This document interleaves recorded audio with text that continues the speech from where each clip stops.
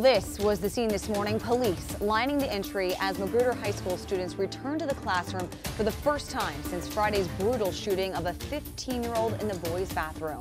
Thanks for joining us here at 5. I'm Charlotte McBride. And I'm Lorenzo Hall. Friday's shooting has a lot of people asking, how can we prevent something like this from happening again? It's a question school administrators are really struggling with right now. Just months after Montgomery County removed resource officers, they're back in schools this week.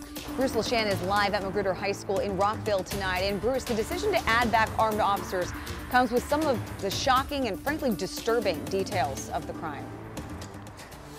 Yeah, definitely. Investigators say that there were a bunch of student witnesses in that bathroom when that 17-year-old allegedly shot the 15-year-old, critically wounding him.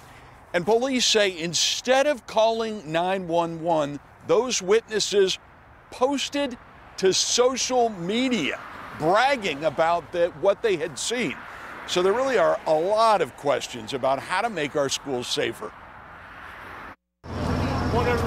Scores of police and security officers welcomed students back to Magruder Tuesday morning, hoping to remind them they're protected, loved, and valued.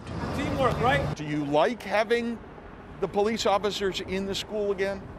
Yeah, I mean, it's a good thing. Less, bad activity, things like that. They can help head off trouble. Yes, sir, yeah. But Friday's shooting inside the boys' bathroom has renewed the debate on whether, in addition to unarmed school security guards, there should be police officers permanently stationed inside schools. Yes, there were positives to that program. There were also negatives to the program. Critics argued that in the 19 years when resource officers did patrol the halls of Montgomery County high schools, they disproportionately arrested students of color, often for minor offenses that could have been handled in other ways. We're in this debate nationally about, does more police equal more safety?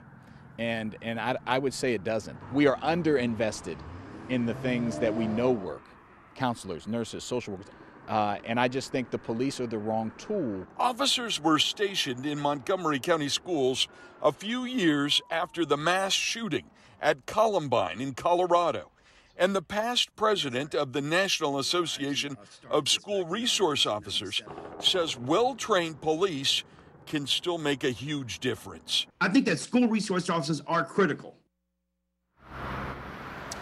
But in this case, the police chief says that the victim refused to tell officers who had shot him. In fact, he refused to even say at first that he had been shot. And then there are the students who tweeted instead of calling 911. So it is a real challenge, and the interim superintendent says she is still trying to figure out how to make the schools safer in the long run. Guys, back to you. Yeah, so many levels of this case are just unbelievable. Bruce, thank you so much. And police say the gun used in Friday's shooting was a so-called ghost gun. These are guns that can be assembled from kits you can buy online with few or, in some cases, no questions asked. Right now, there's a push among some Maryland lawmakers to ban them in the state. Today in Annapolis, concerned parents rallied for the rollout of proposed legislation to ban ghost guns in Maryland. Now, this bill would ban buying or selling ghost gun parts and require people who already own one to get a serial number and pass all the checks needed to buy a new gun. Now, according to the Maryland Attorney General, at least 12,000 kits were sold even before the pandemic surge in gun sales.